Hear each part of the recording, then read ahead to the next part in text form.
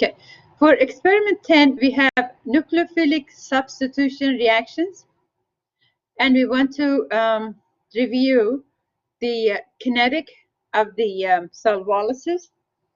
So there are two things we are going to practice today. One is to get the effect of solvent, to study the effect of the solvent. So basically, if you can stabilize the carbocation, it's going to form faster. So first we are going to study the effect of solvent and find out under what condition the rate of the reaction is going to be higher, or if the reaction takes place faster. So the rate of the reaction for SN1 reaction, or formation of carbocation, which is the K times the concentration of the nucleophile, and then we are going to find the time, how long does it take for the reaction to get like the 10% of the initial compound being consumed in the reaction. Okay. Do you have any questions about the experiment?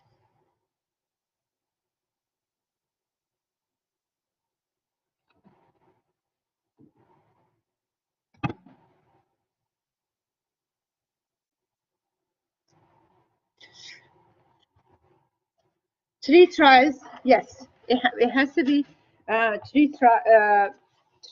I can do two trial if the numbers are not within the agreement. Then I have to continue for the third trial. So we are going to first start with the standard technique.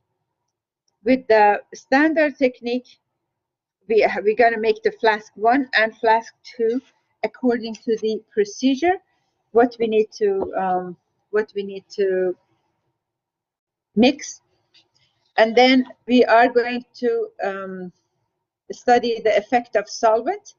And for the effect of the solvent, we are going to change the concentration or the ratio of water to acetone in order to change the polarity of the solvent, and we are going to look for change in the rate of the reaction.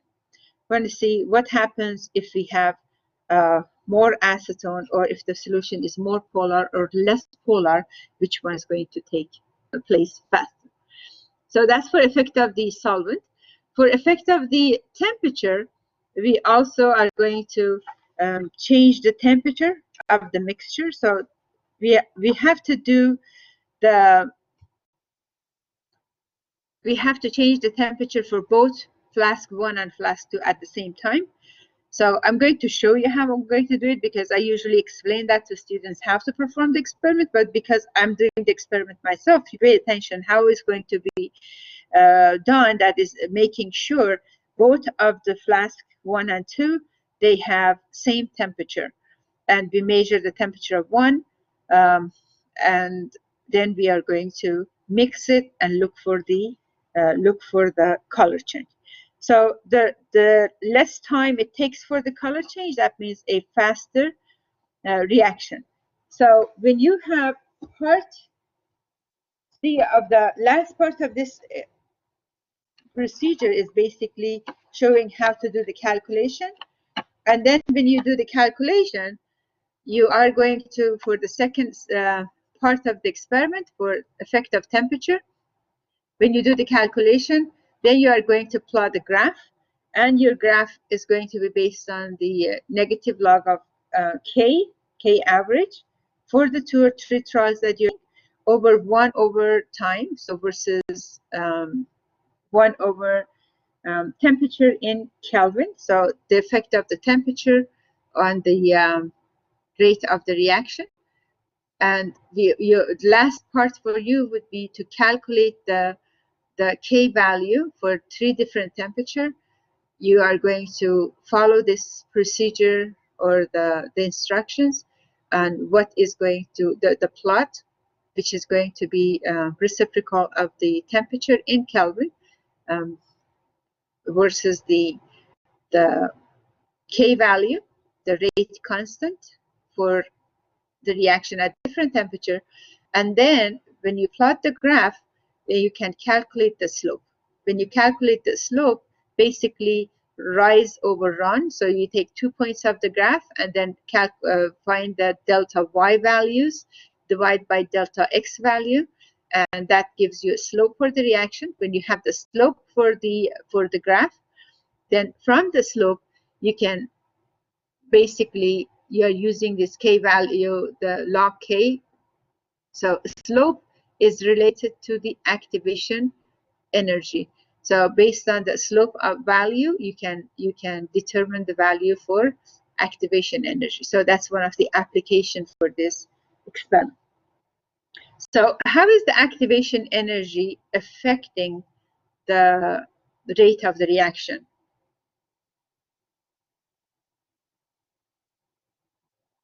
Can anyone make any comments on that? What happens if the activation energy is higher? What happens to the slope? If the activation energy is lower, what's going to happen to the reaction?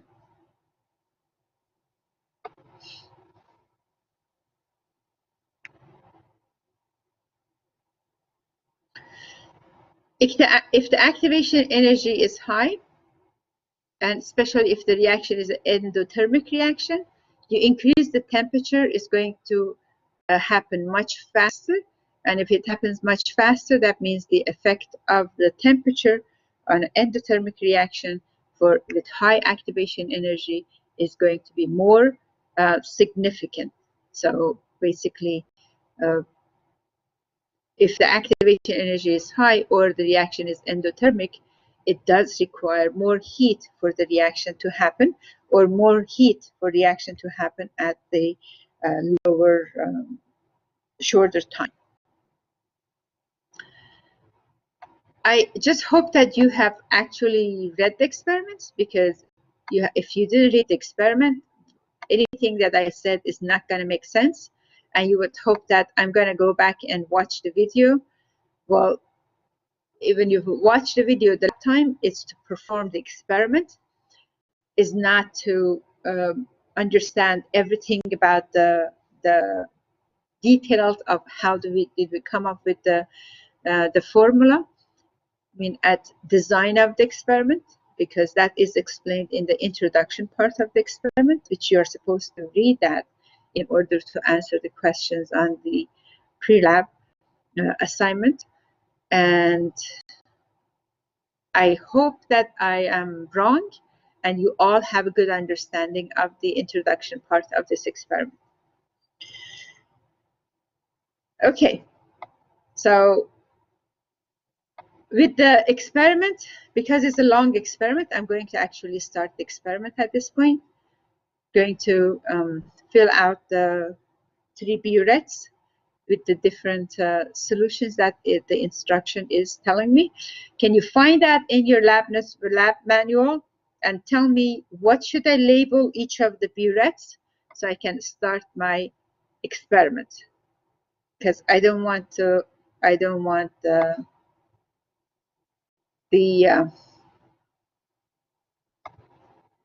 labels be wrong.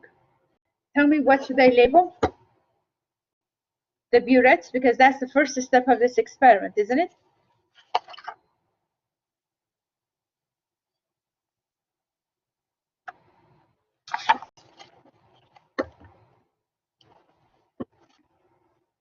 What should be the labels? Are you all there?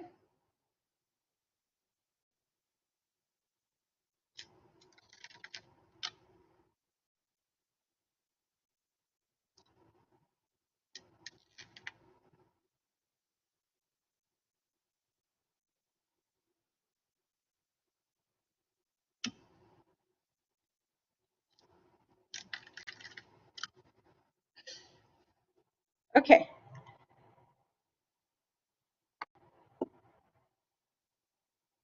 Burettes.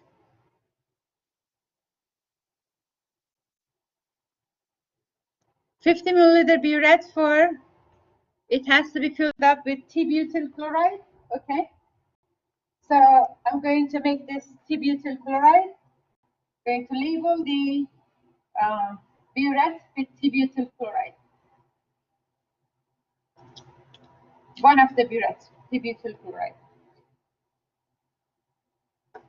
And next one, DI water. Okay. So I'm going to label this with DI water. And the third one is going to be sodium hydroxide, a 10 milliliter for sodium hydroxide. Just want to make sure that you are also following what we are doing here. Okay. So, need to get the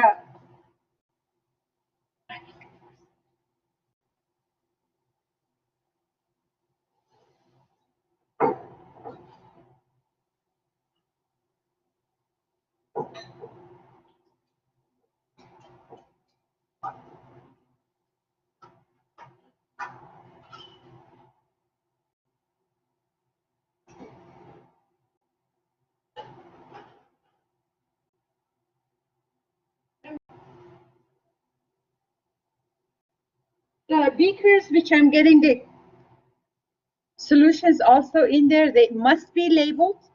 When you are bringing, you cannot bring the chemicals in beakers that are not labeled. So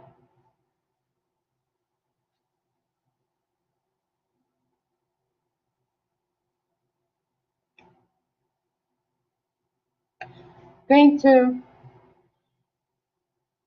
fill up this burette, I have to use dropper because the funnel doesn't fit in here.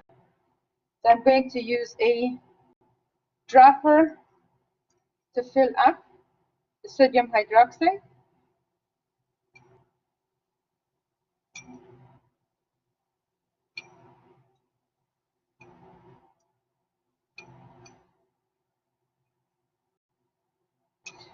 Setting up the initially, like setting up the burettes, it might take time, but it's just one time, one work, for it's going to be enough for all steps of the experiment.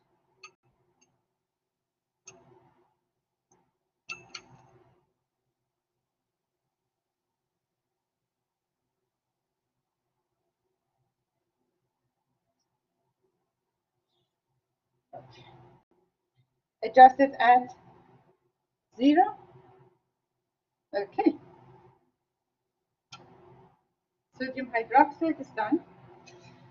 T-butyl chloride, to fill up the T-butyl chloride using the funnel.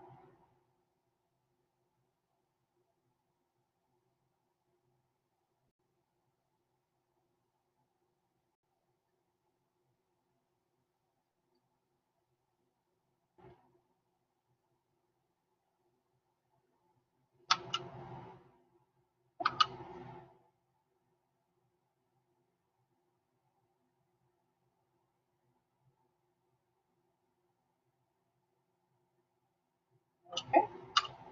And DI water.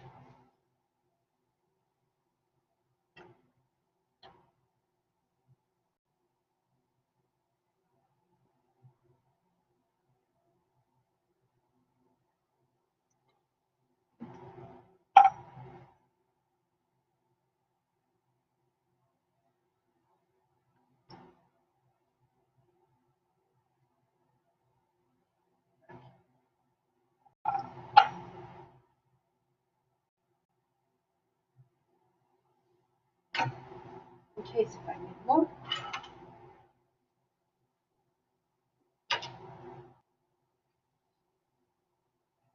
It's me.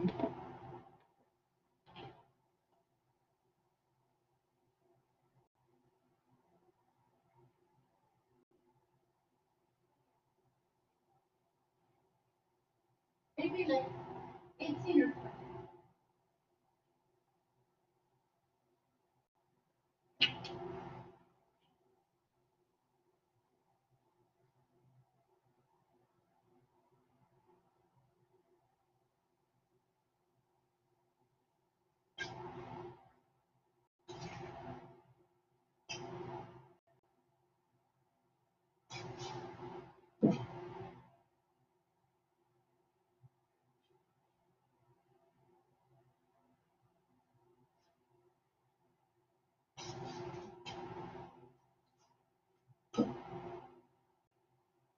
Okay.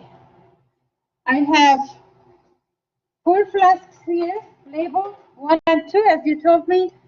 I'm waiting for more flasks so I could label them. What does it go in flask 1? What should I add to flask 1?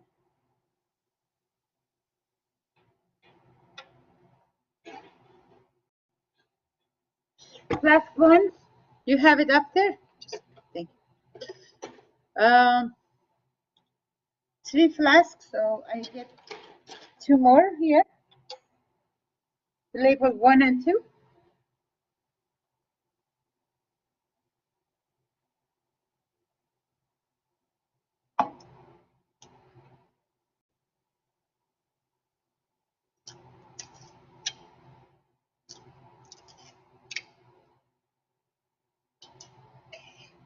What should I fill up the flasks with? Flask 1 for the standard.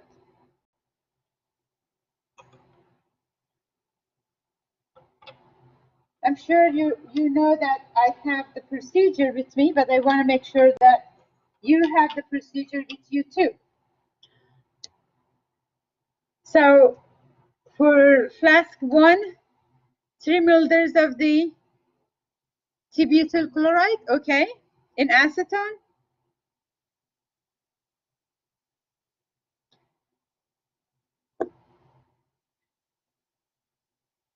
3 milliliters.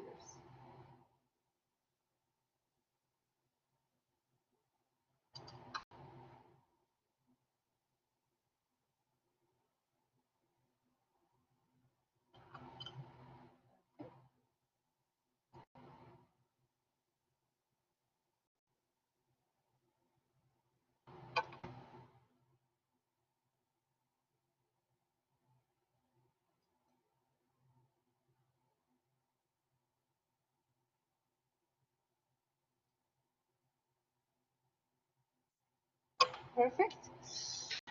Okay. So I have flask 1, the first one, just the first one ready.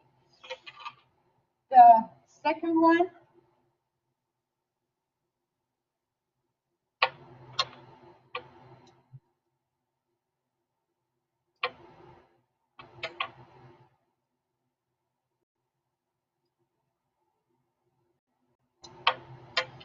and third one.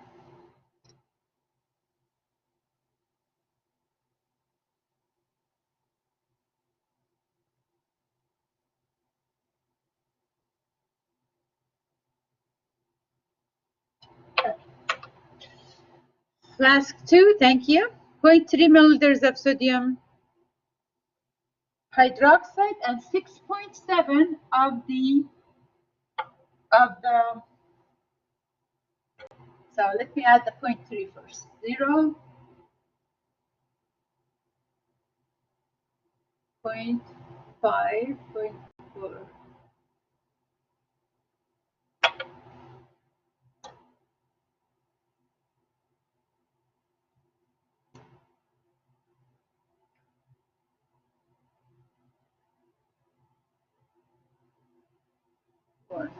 Every 2 line is 0.1.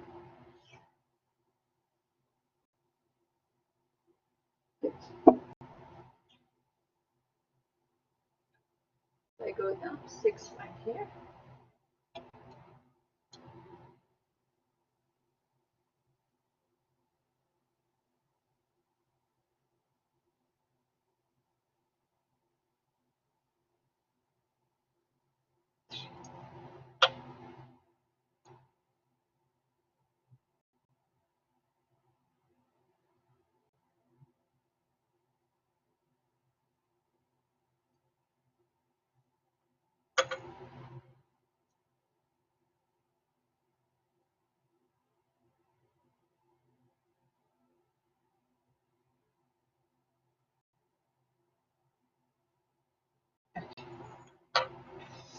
And 6.7.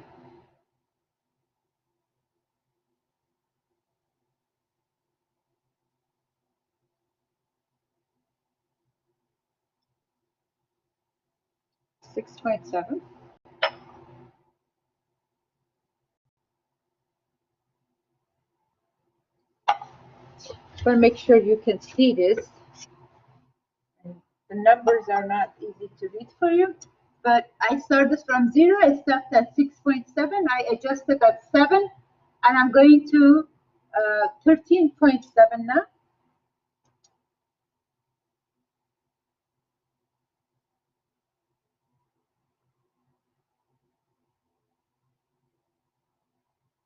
Okay.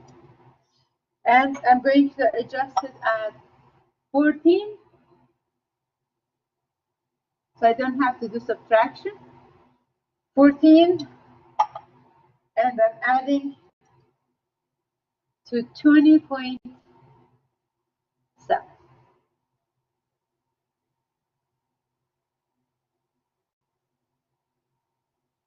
Okay.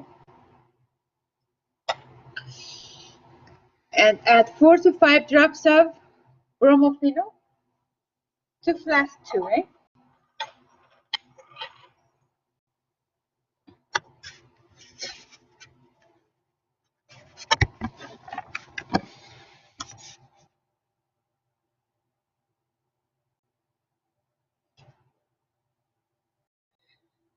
Adding the bromophenol glue.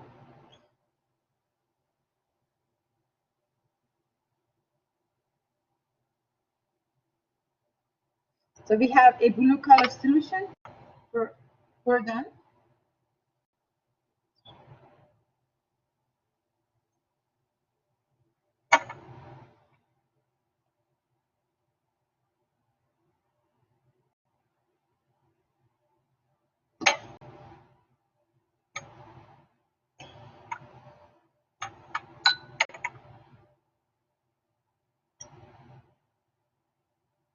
Okay. I have my solutions ready. My 6 flasks are ready. Can you tell me what's the next step?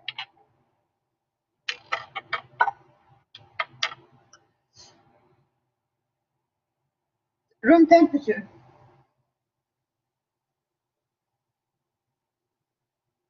Room temperature is 24. Room temperature is 24. Record the temperature, please.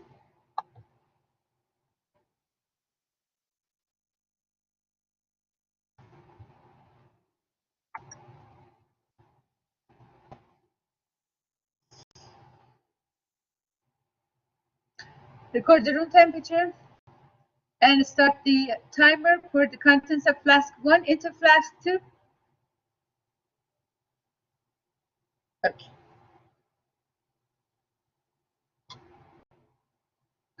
This is a 2% job, basically. I try to do it myself. So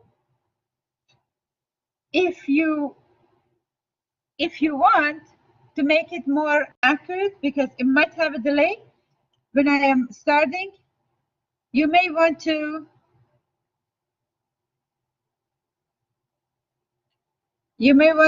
stop the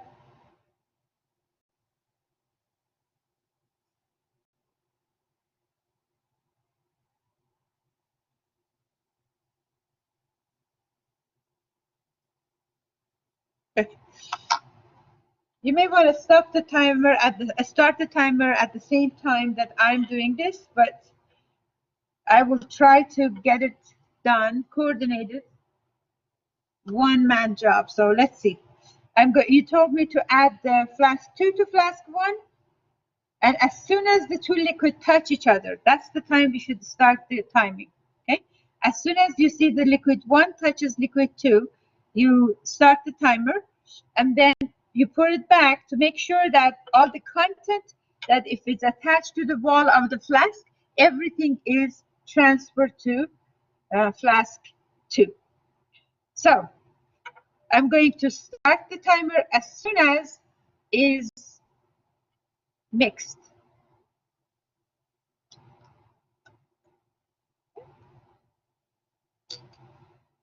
And wait for the color change. The color change, it should go from the blue color to yellow color.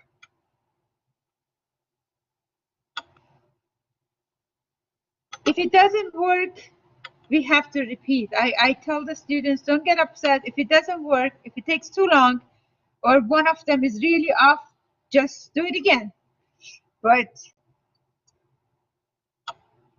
we hope that it works. So far I have 42 seconds. I don't know how many you have, so waiting for the change.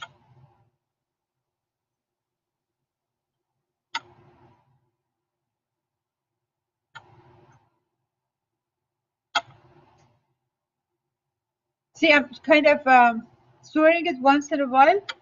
I have to stay the same. Okay, stop the timer. 1 minute and 8 seconds, right? 1 minute and 8 seconds. Did you get different number? Did anybody time? No? Okay. If you did not time it, then record this number.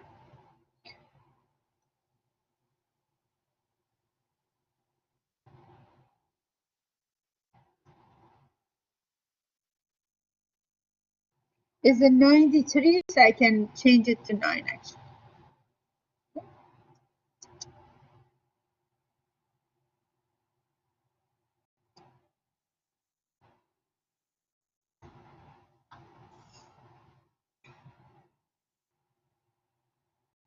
Okay. Second one, have to start again.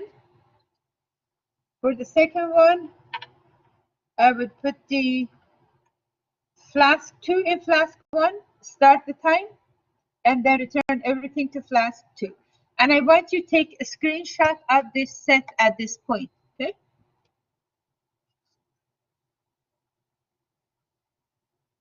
Take a screenshot.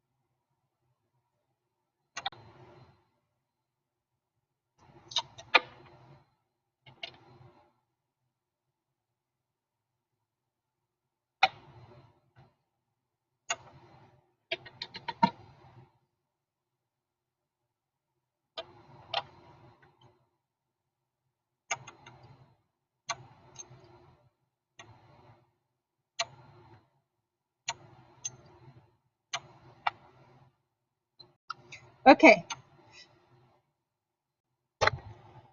Second one is 1 minute and 11 seconds.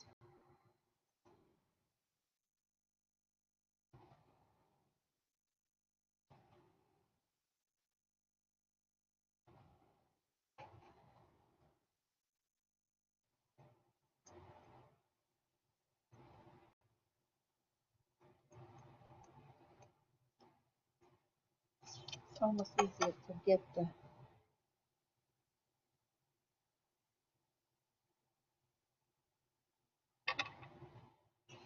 third trial. Going to start the same. These are done.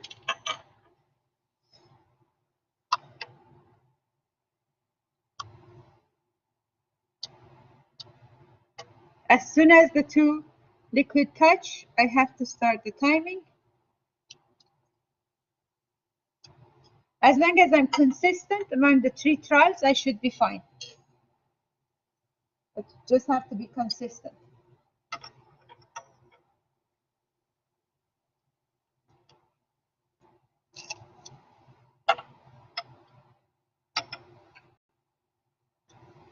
And I'm just swirling often to make sure that is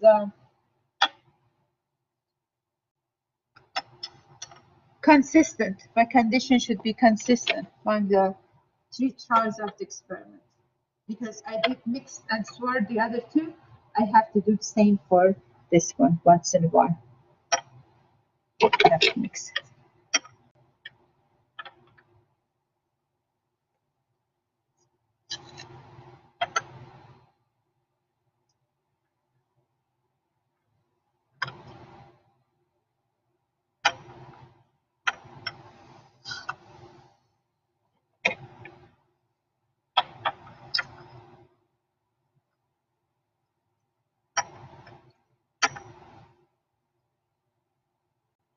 Okay.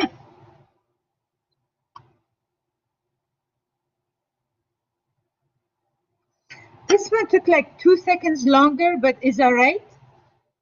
This one is 1 minute and 14 per try.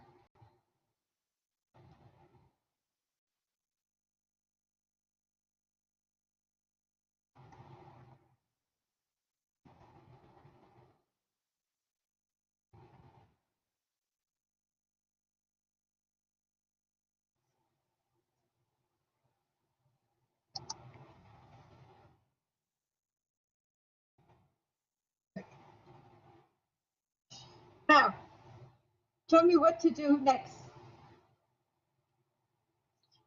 Going to study the effect of solvent. And for the effect of solvent, what should I do? We're going to do the solvent first because I don't have the, we're going to finish the solvent and then we go to the temperature. Solvent. How is the effect of solvent?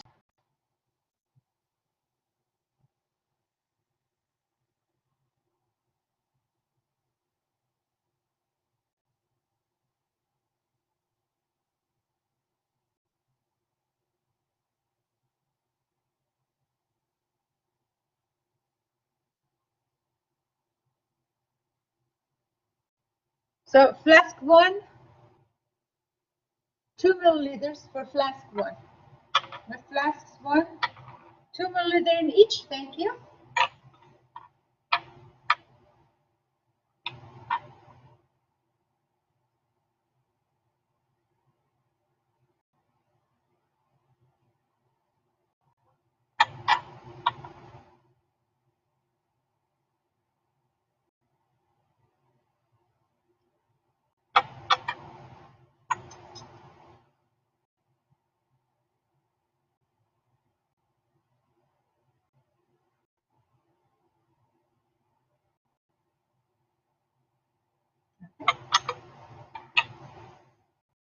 For next one, for 2, it's going to be 0.2 of the sodium hydroxide solution. So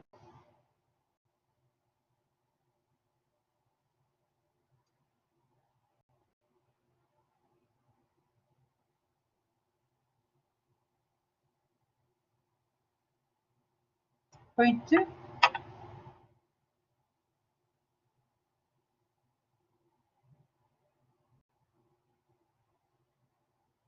Point 2 and point 2.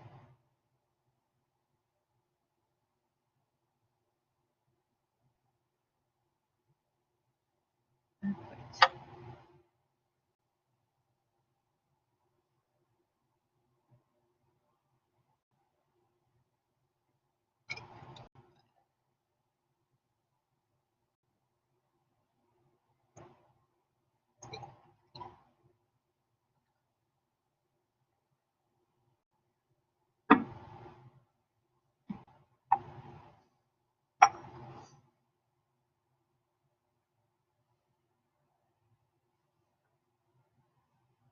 Okay, looks fine.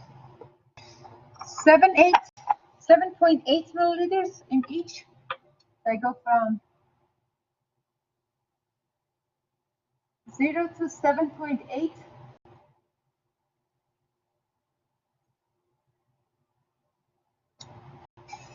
And you know what I'm going to do this time? I bring it down to 10.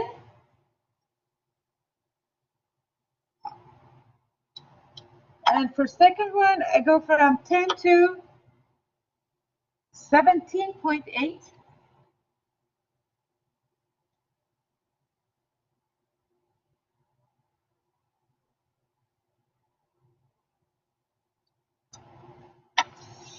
Adjust it to 20.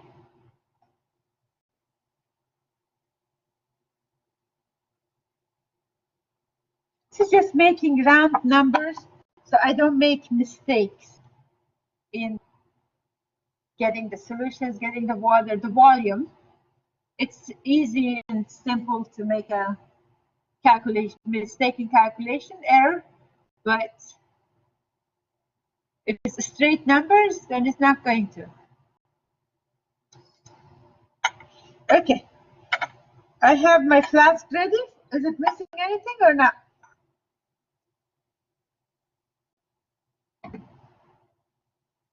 And the indicator. Okay.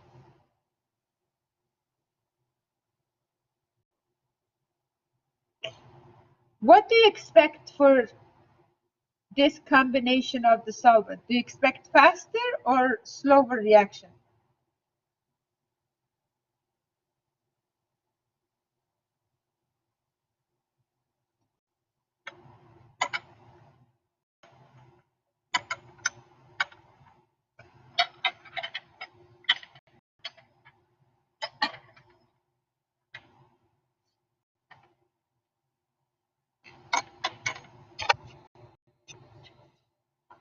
Okay. Faster or slower reaction? Why faster?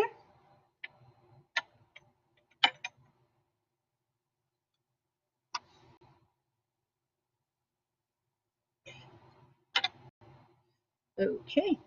So I'm going to start the mixing. As soon as I mix, I'm going to start the timer. As soon as the two liquids touching each other. Okay.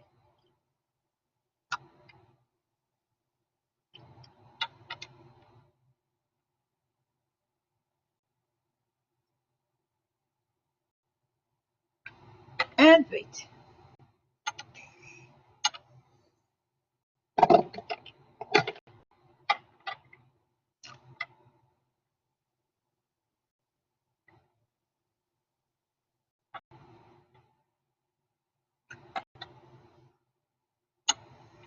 Okay. 34 seconds.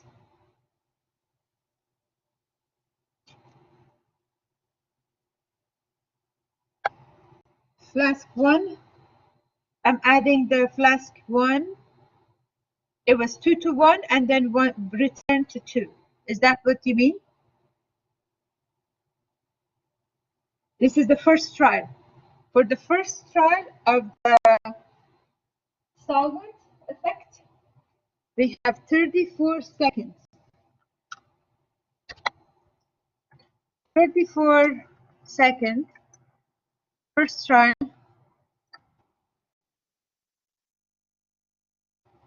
of the solvent effect.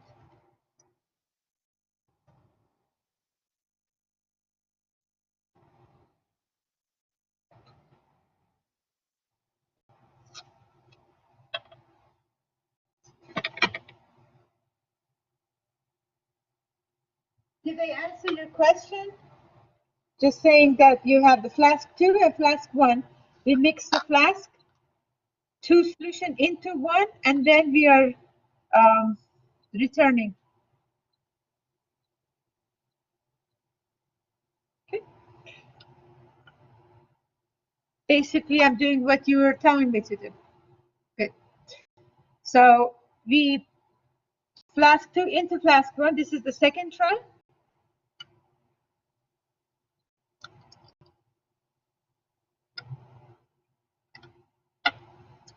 Exit and return.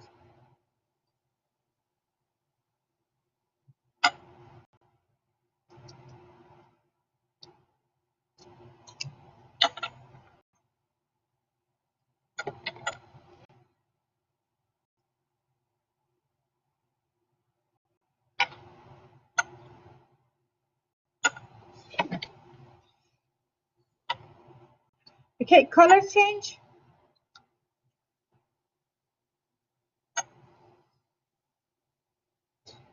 I saw 32, and then by the time I stop it, it's 34. So what should I record?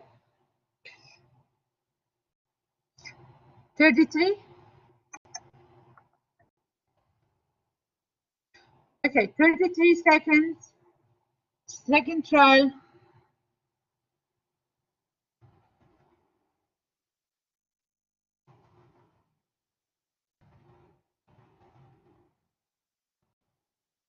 Solvent. Okay.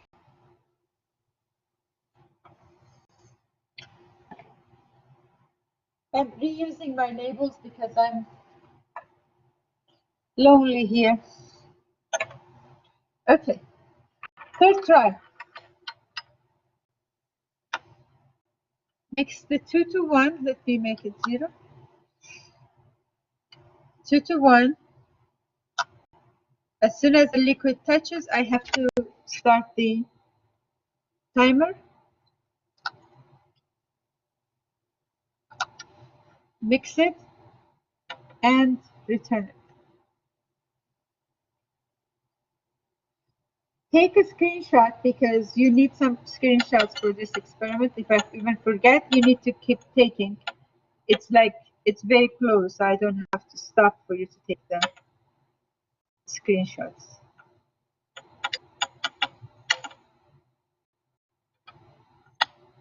Okay. Stop. This one took less time. This one took 30 seconds. So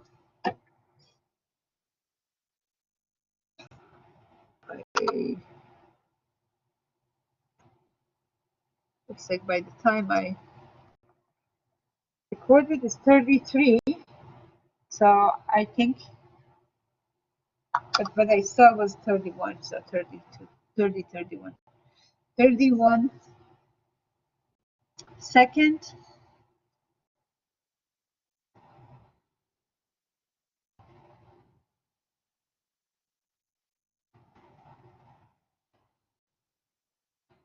Okay. What's next?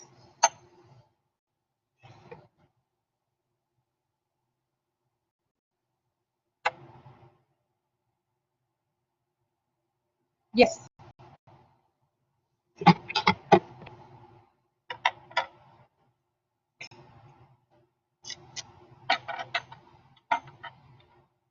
Okay. You may want to take a screenshot of this also.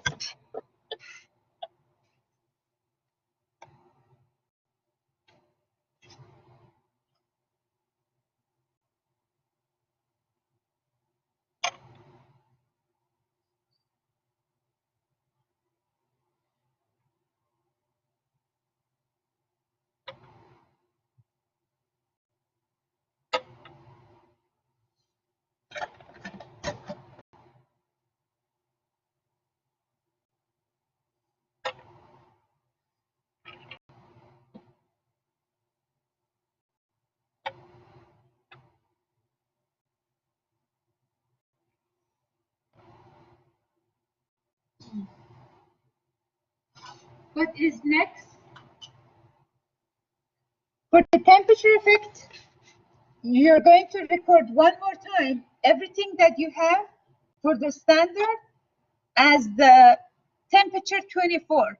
Okay, so you have one set of data already. Record those in another table. All the numbers for the first one were with the first for the standard.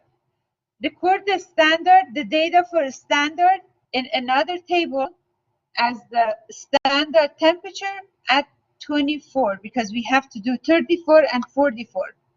So at least record one set of data already in a new table. And I'm going to set up the water bath and I have to do the temperature is in Celsius. You just convert to Kelvin when you are doing your calculation. Yes, the temperature is in Celsius now.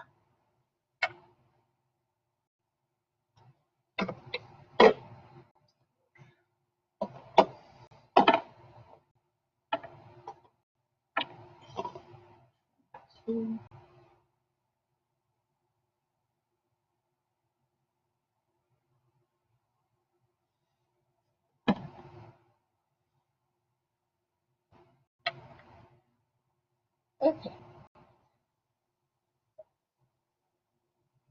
So I'm going to start with the temperature effect.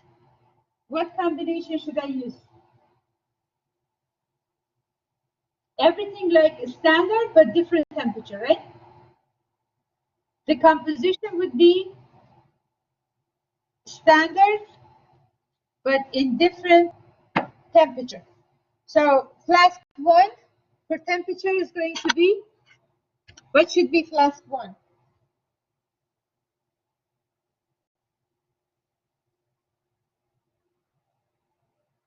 My flask 1 should be, what should I add to flask 1?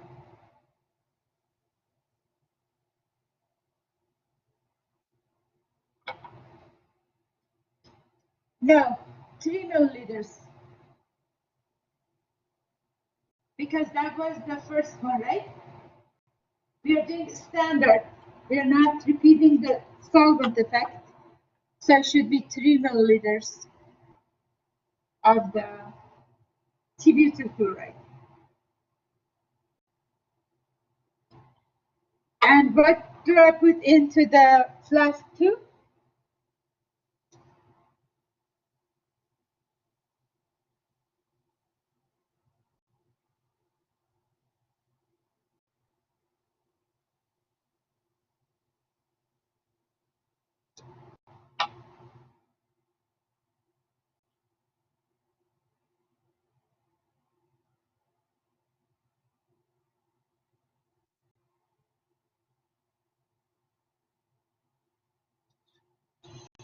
Point 0.3 milliliters, perfect.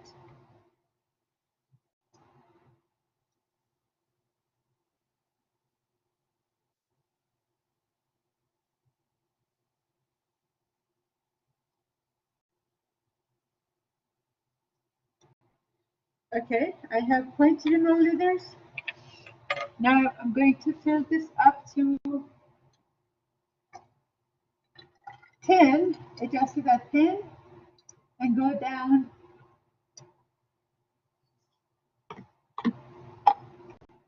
to 16.7.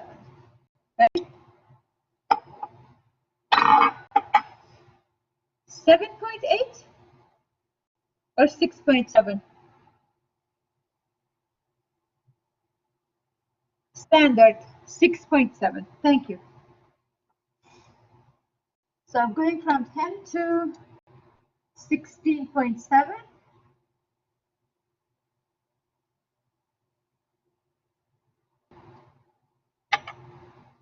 Going to adjust to 20 now.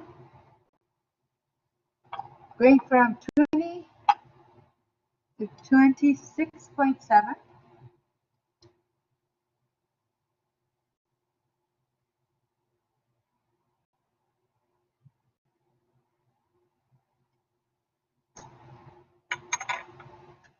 And let me adjust it to 30. It's going to make it easier for me.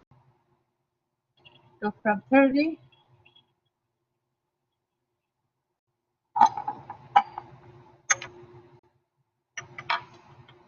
to 36.7.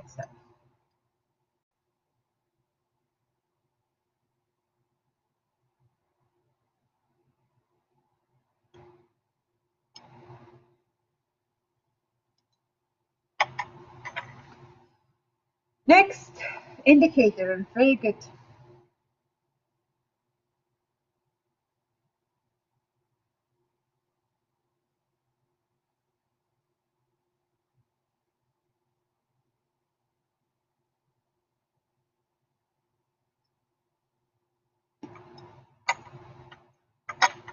Okay, my solutions are ready, but I have to set up the hot water bath at this point.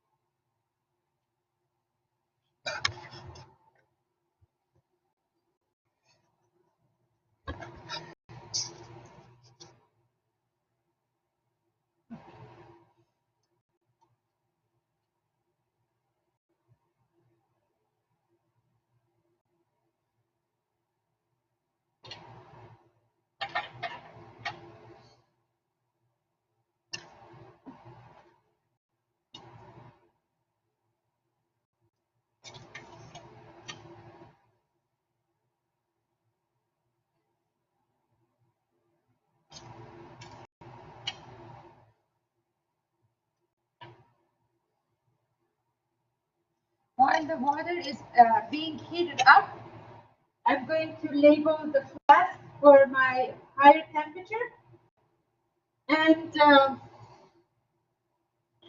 them up with the same composition, right? At the higher temperature, we also use the same composition, so it's going to get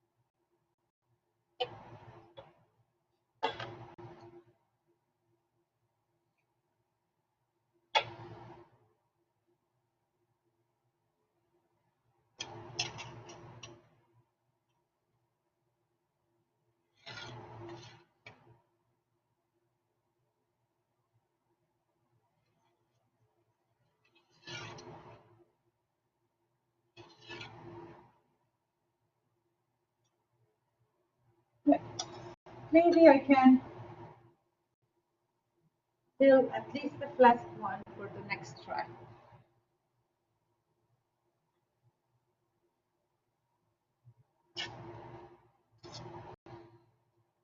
Because the water is not hot yet.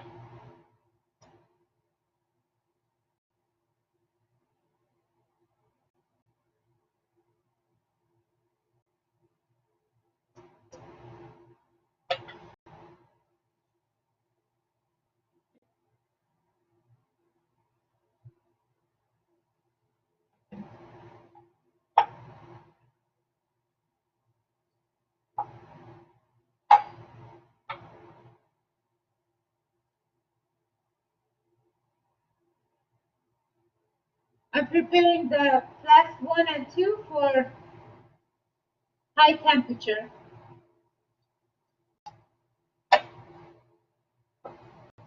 I have everything ready.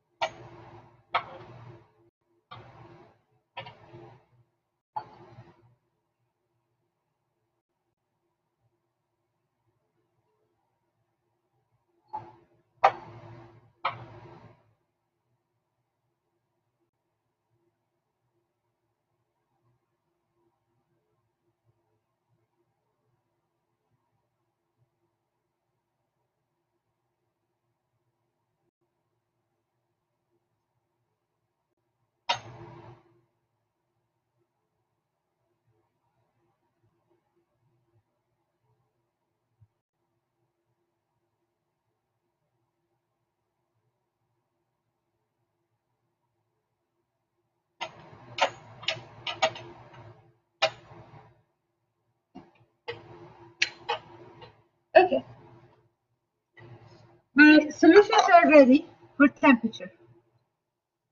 Now, here's what I'm going to do.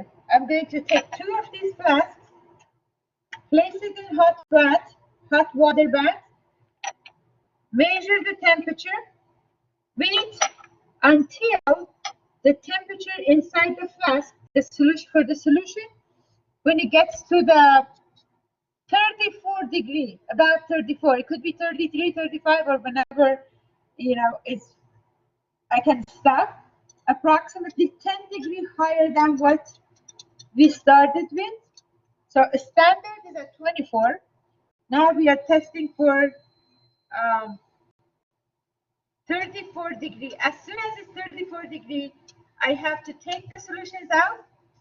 Okay, I have to mix it, start the time.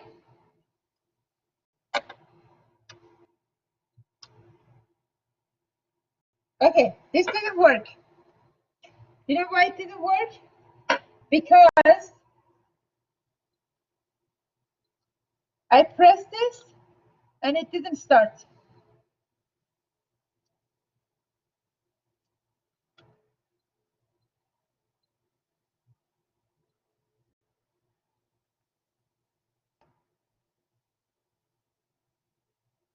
Okay, reset.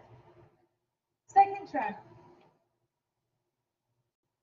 So the first one did not work for me.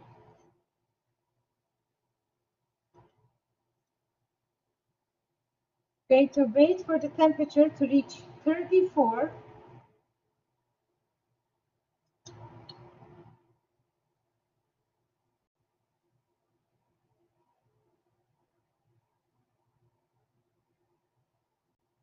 Okay, 34 degree. The temperature is 34 degree.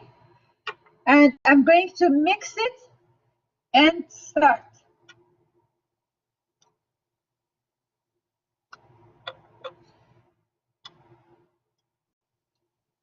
Okay, 6 seconds. I got it though, 6 seconds. I hope that next one also is going to be the same.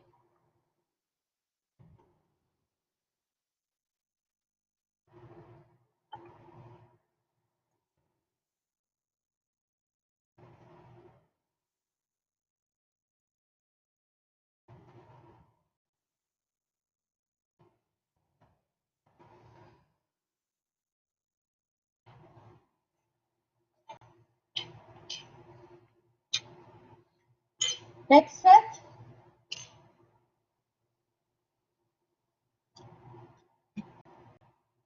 Going to increase the temperature to 34 degree.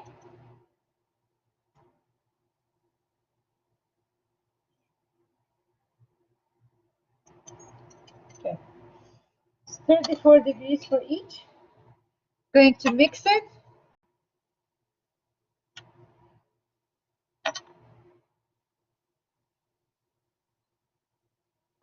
Good thing I cut it. And start.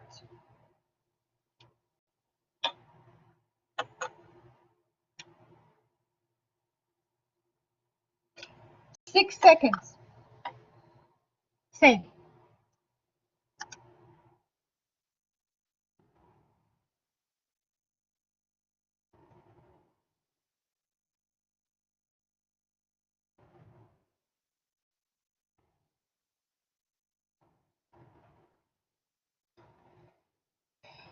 The first was that same, but the timer didn't work. I cannot make up the number, so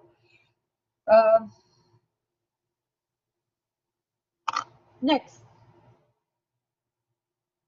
So we are done with the 34. You only have 2 trials. The third trial was not good. That's why we prepared 3. 2 of them should come with the same agreement.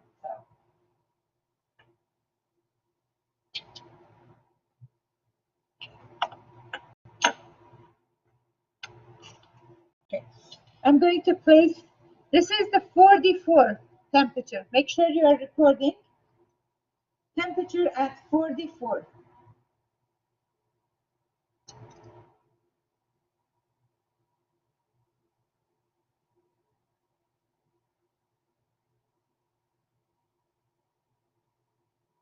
The thermometer is too hot. I have to wait for it to cool down because I don't want air.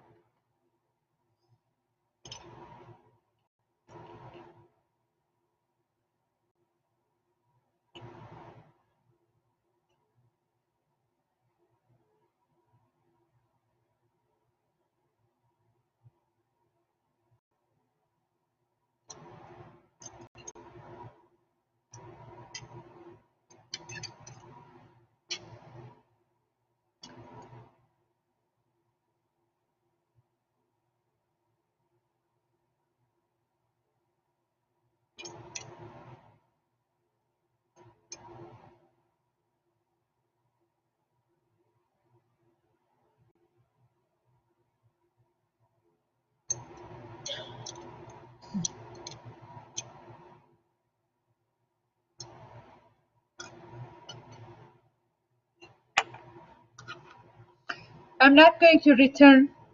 I'm going to mix it but not return it. Okay? Going to mix it but not return it, so I have time to record at least.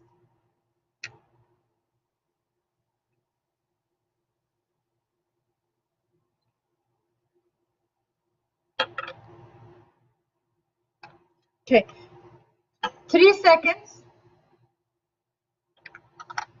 3 seconds. Can you record this for me, please? 3 seconds. First try 44 Celsius. Write it in the chat area, please.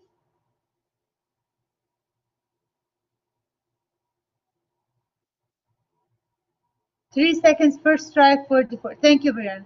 Thank you. Next one, since I have the solutions ready, going to place in the water bath, monitor the temperature.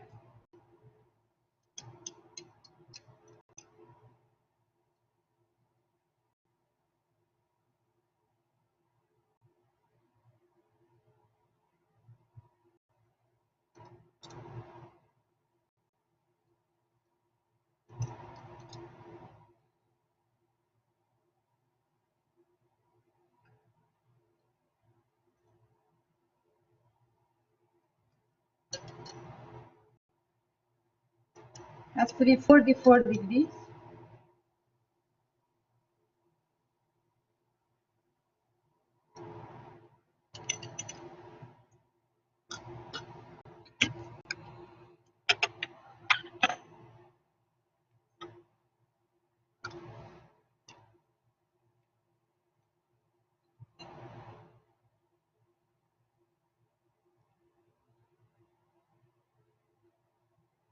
Okay.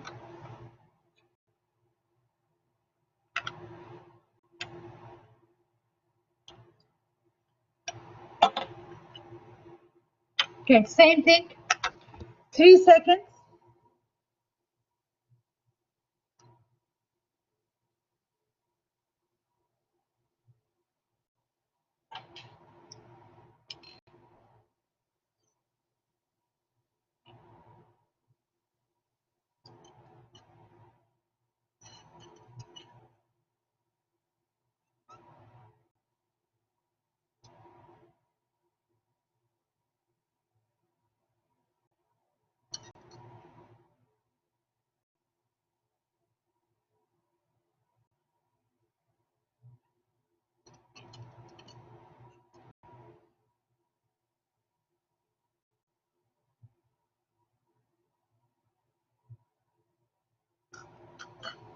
Okay.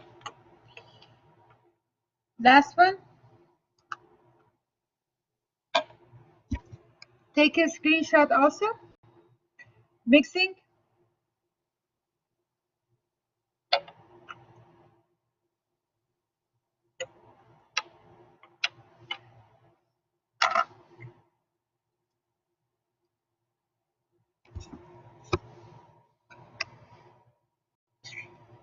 Was that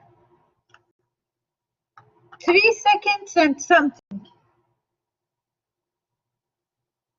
So 3, 4, 5, 3 seconds, and then it was like 45. So 3.5 seconds, because it does record the 3.5. So you could record that also.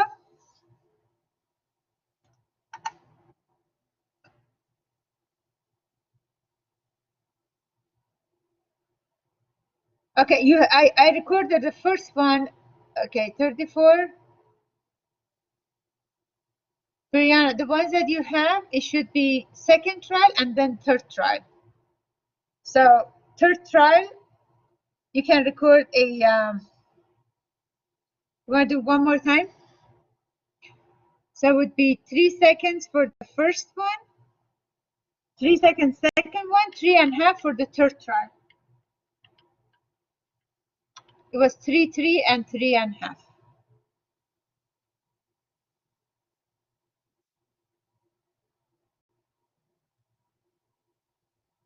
So you want to rewrite again, or you want me to write it?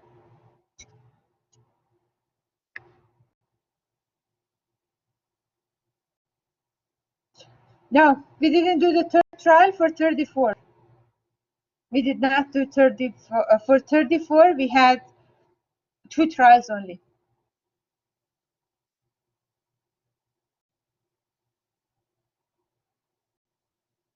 Yes, and third trial, perfect.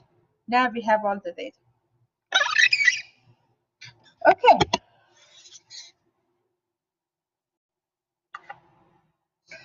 I have to plug in before it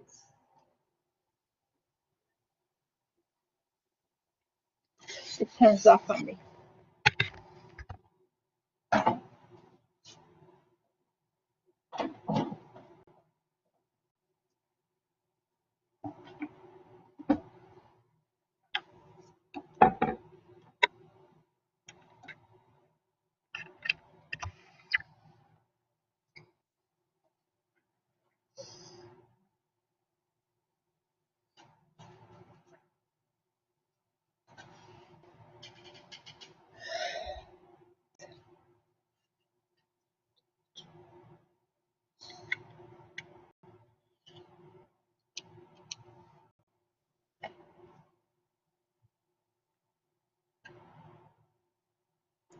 Okay, 10 higher and 10 lower is like if you have 10-degree difference, it should still work. I mean, I could go back and do the 14 to see if you lower the temperature is going to be lower, but you have the temperatures at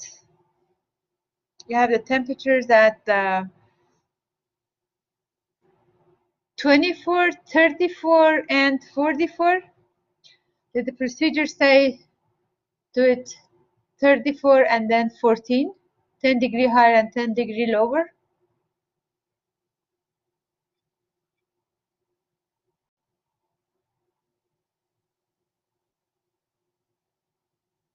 Yes, let me look at the procedure. I can change it. Okay.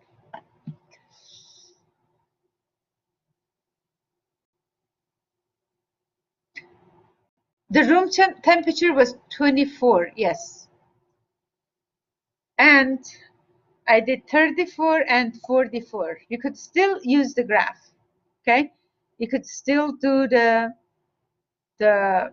experiment.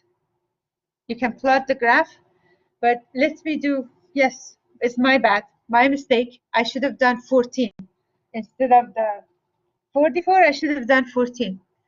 I didn't read it carefully, and you didn't tell me. Before I used my flasks, now I get more flasks, and I will do one trial at 14 degree. Okay, not a problem. Going to take back the computer there, and we will do a experiment at 14. So I have to use the ice bath. First, I'm going to get the flasks and get the label and start the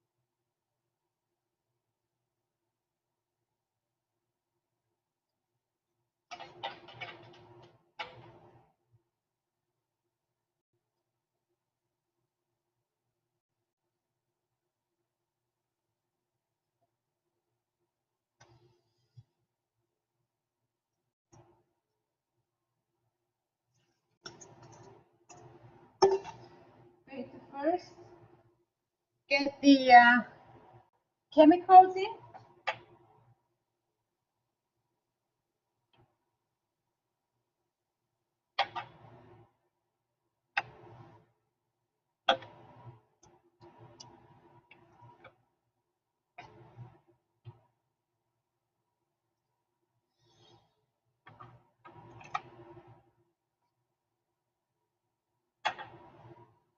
Label my flasks.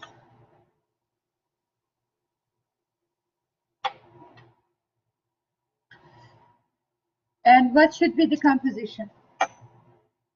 Same as, composition should be same as the standard, right? Composition same as the standard? Okay. Okay, I'm going to make the composition flask 2.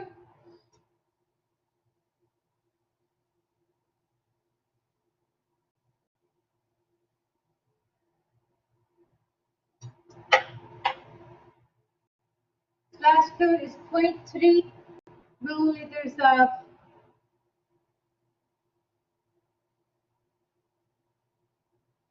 sodium hydroxide and 6.7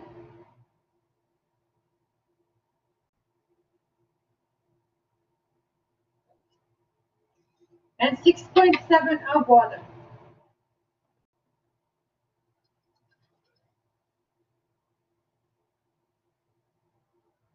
Adjust it to 10.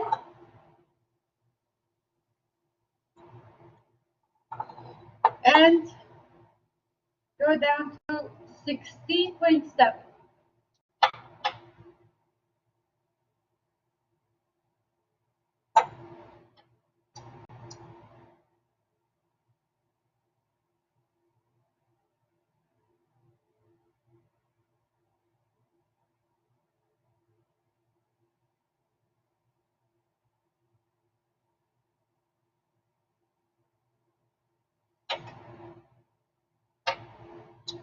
Going to adjust to 20 and 26.7.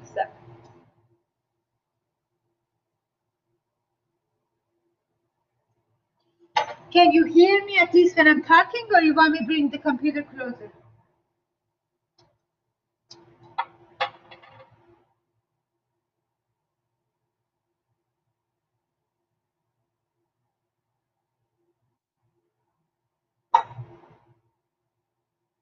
Okay, perfect.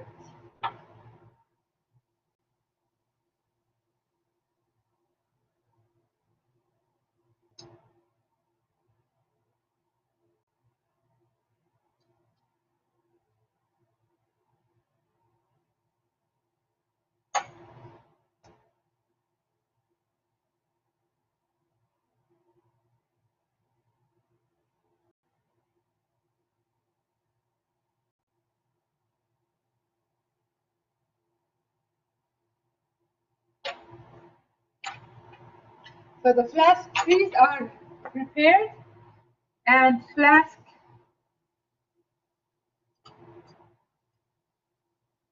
1, to make sure I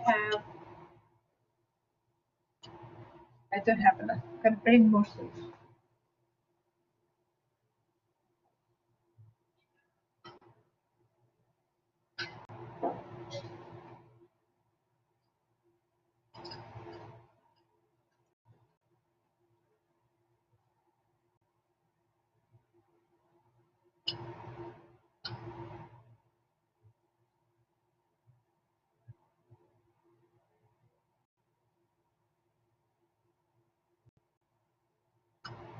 Okay.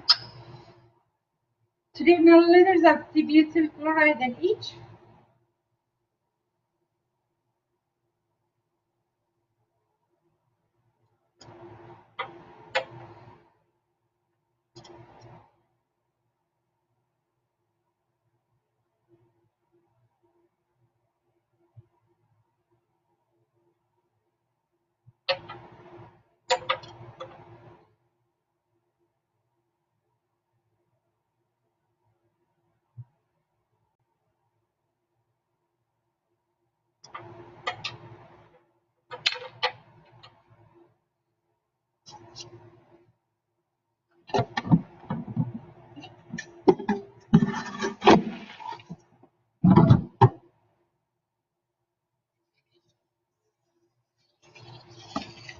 Need to make ice bath.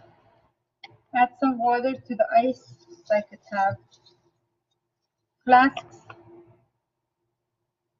in there. Same procedure or similar procedure. Now I'm done with this hot water bath trials. Going to start with the first trial at 14 degrees Celsius.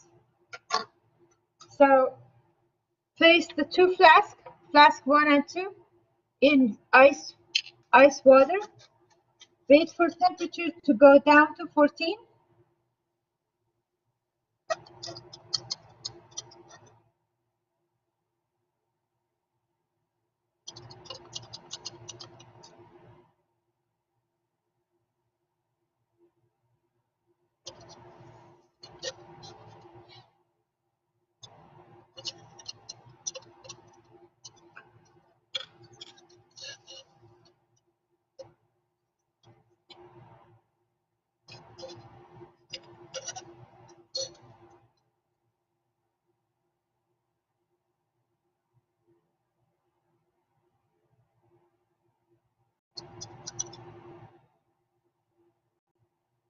Okay, the temperature is 14. Okay, temperature is 14. Now I'm mixing and starting the timer.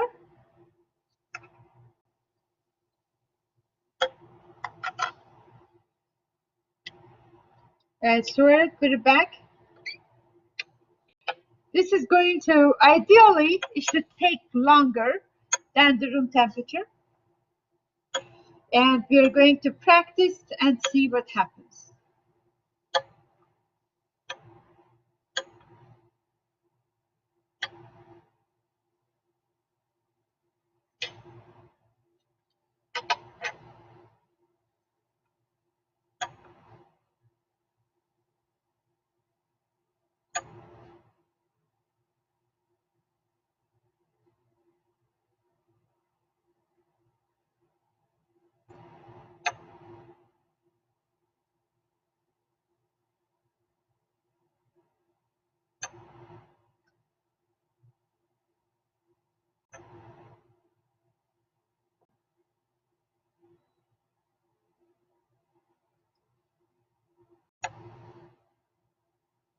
Okay, it has been 1 minute and 10 seconds and no color change. So obviously it's longer than the room temperature. We're just waiting to look and record the actual temperature.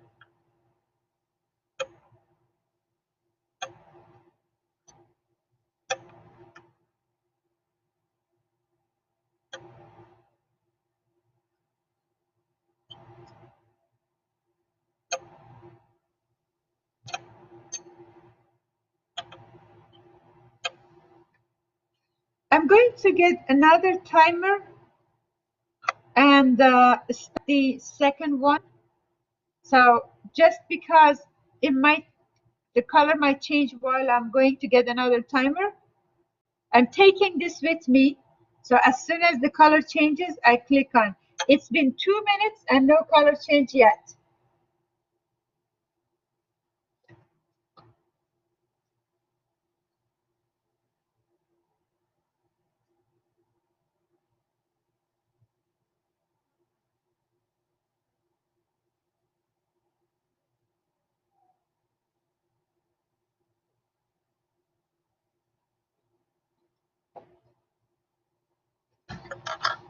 Okay. 2 minutes and 35 seconds and no color change yet.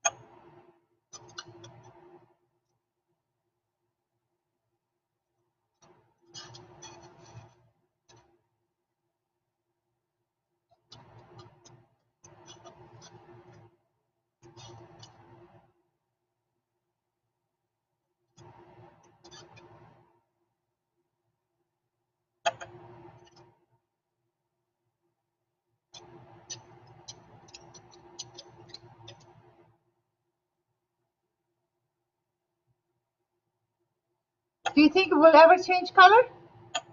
Maybe something went wrong, but no, that's the color change. Okay, 4 minutes and 49 seconds. Please add the numbers. 4 minutes and 49 seconds.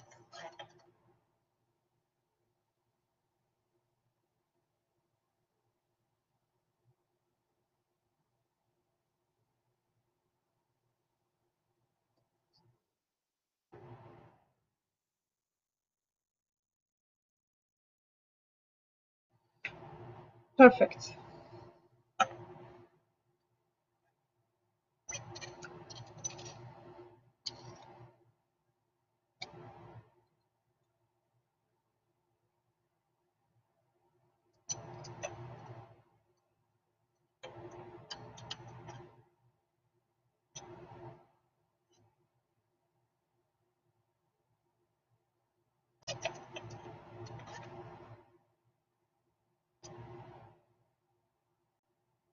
Okay, going to start the second trial.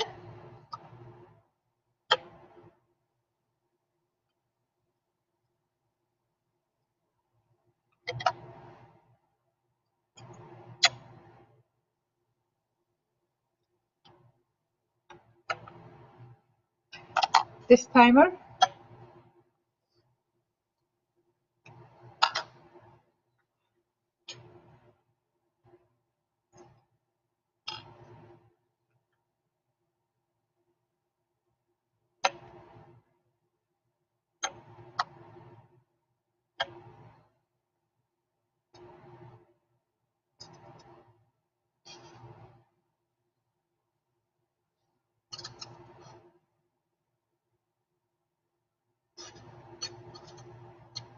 Okay, I'm waiting for the third trial to go down to 14, and I can start at the same time almost, or as soon as it's ready.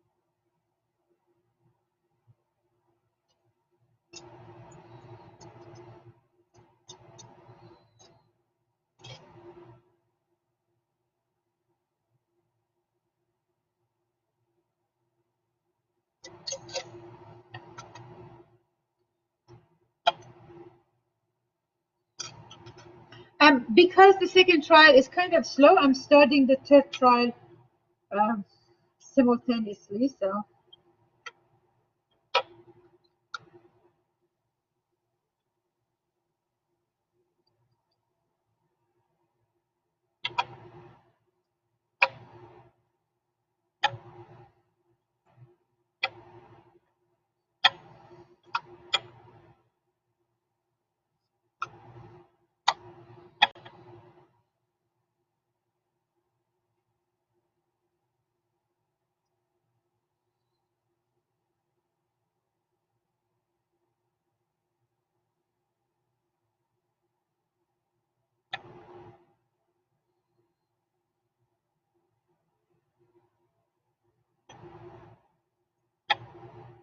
okay, color change. This one took less time, so I hope that the third trial and second trial is going to be the same. This one took 3 minutes and 15 seconds.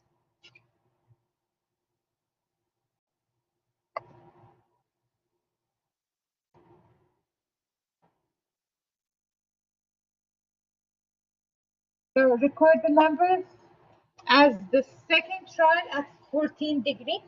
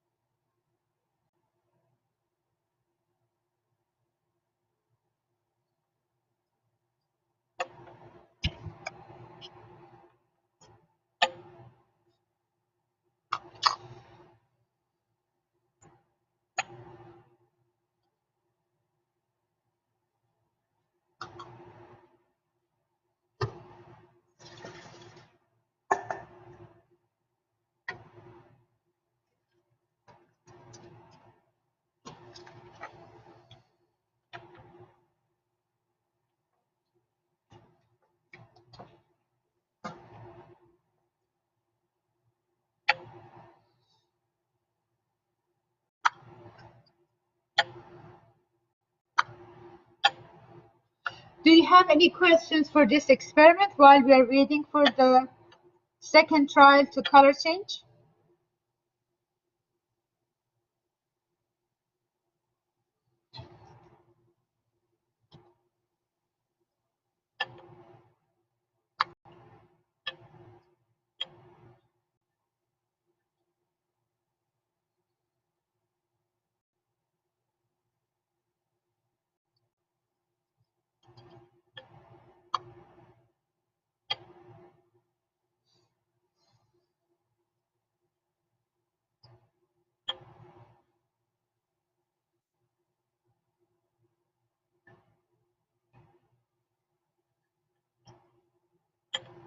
Okay, perfect agreement. 3 minutes and 14 seconds. So you can use the last two trials. Okay.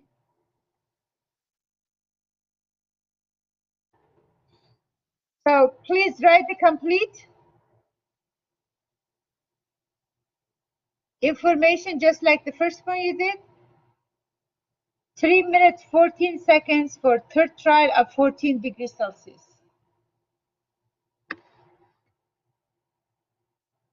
For the record.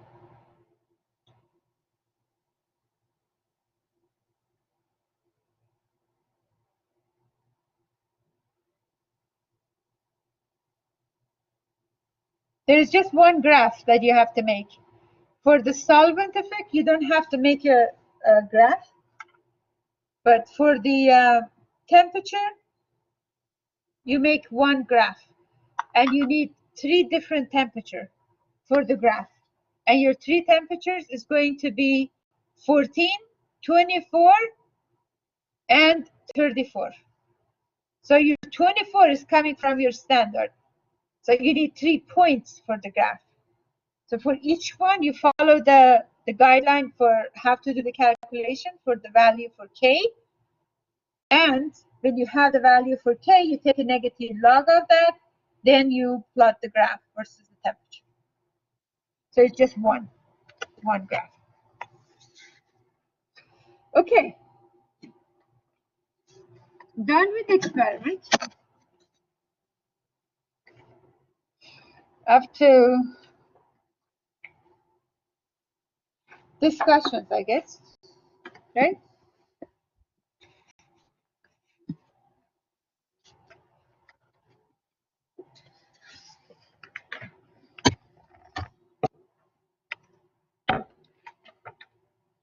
So you have one exam, and your exam is going to be combination, some multiple choice, some free response questions.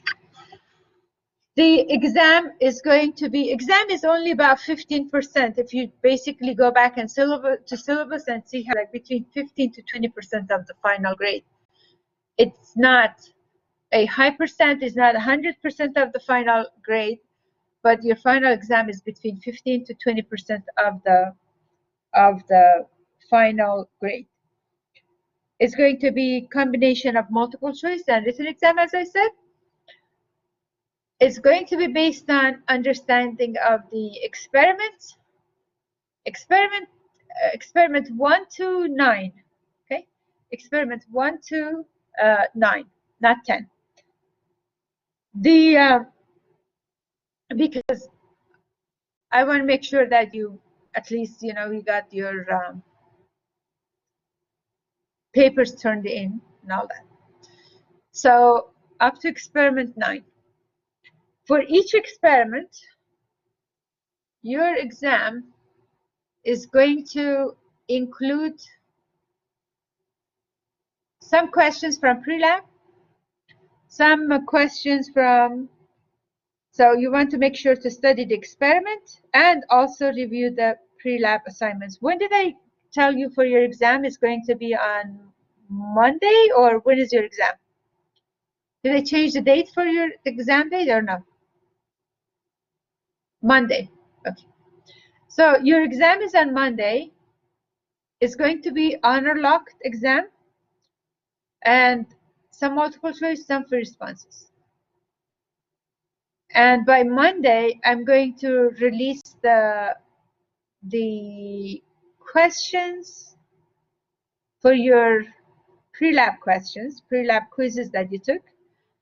So if you lost point for any of them, then you know why you did.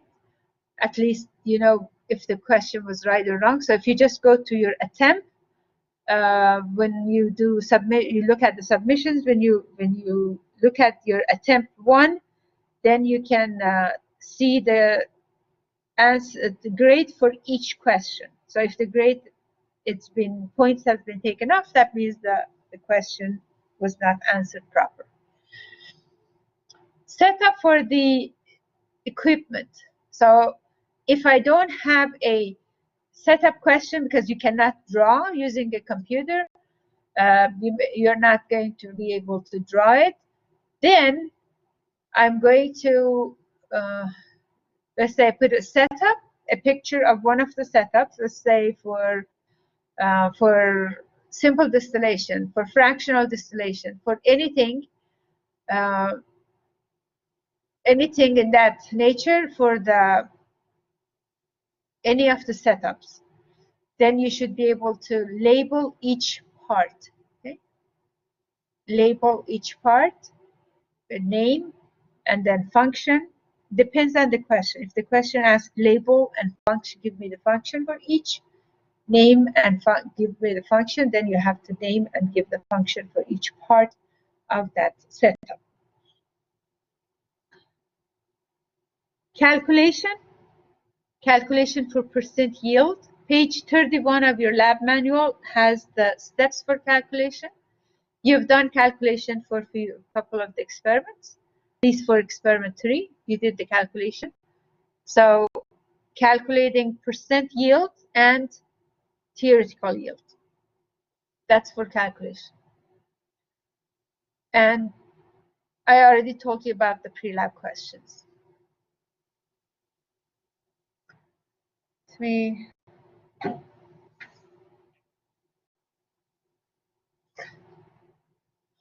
So everything that was in each of the experiments, like why, let's say, if you are measuring melting point, why the sample size, it has to be like 2 to 3 millimeters. It cannot be half a capillary tube. The rate of the heating, why does it have to be controlled? Why you are using the chart for rate of the heating? Should you set the regulator between 4 and 5 or 7 and 8? What should you do and why you're doing that? Questions in that nature that you see in the pre-lab also. Why are you greasing glass joints and heating the distillation, boiling flask, like how high it should be or how low it should be? What's going to happen if it's too high or too low? Difference between simple distillation and fractional distillation. Any questions in that nature? Even you do have those questions, and very similar questions to pre-lab, but please do not just study the pre-lab. Read the experiment, make sure you understand the experiment, watch the videos again. If you don't have time to watch the videos again, just make sure to read the procedure, read the experiment, know the procedure, why you're adding this and why you're adding that one, and why are you doing setup like this. And that includes even to as detailed as why you remember you add a wood piece of wood chip to the methylene chloride that you were evaporating in one of the extraction experiments. You add the wood piece of wood or the wood chip to like enhance evaporation to make it faster, or and acting as a boiling chips. So I'm saying by reading the experiment again, you get to know, you remember why you actually used each part. I'm not going to ask to write the procedure, so you don't have to memorize what's step 1, what's step 2. There would be no questions about exactly how many grams of unknown did you take for your extraction or for the recrystallization. So no specific numbers, but understanding reagents, why each reagent is used. Like you do extraction, why are you adding sodium hydroxide? You add sodium hydroxide because one of the compounds is acid.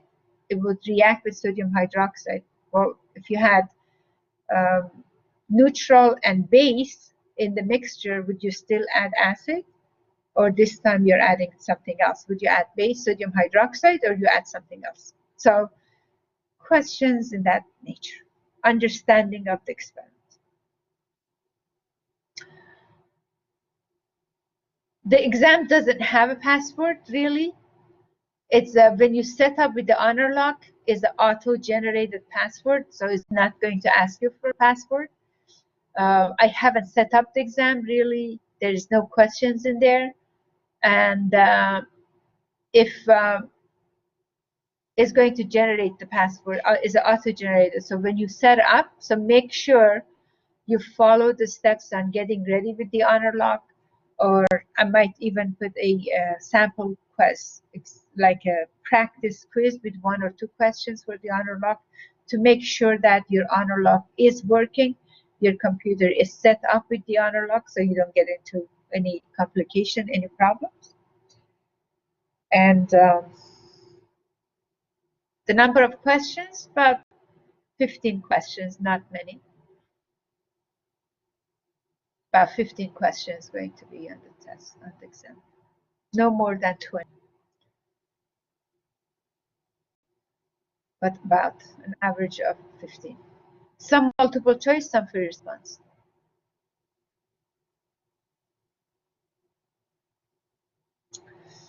Okay, any other questions you might have? I know I have not graded a lot of papers, but I'm grading half of them this weekend. I don't promise that I will grade all of them because I also have to grade the 20-11 and 1032 that I'm teaching. They have both classes. They have exam this weekend and then Monday. So I'm just trying to get the, fair. Just divide my time. But everything is going to be graded by next week, Friday. Definitely, everything has to be graded. So for calculation for this one, there is a instruction for calculation. So for the solvent effect, there would be no calculation. Basically, you're comparing the time and you're using that in discussions, what is happening. For calculation for effect of temperature, you're going to see how it's going to affect from going from 70% to 80%. That's just the time, the rate of the reaction. And then to calculate the EA value, you need to plot your graph. So in order to plot the graph, you're going to calculate the value for K, and then take a negative log of the K. The steps are right here. So you are going to plug your computer, plot the graph based on the values for a degree Kelvin. The temperature must be in Kelvin.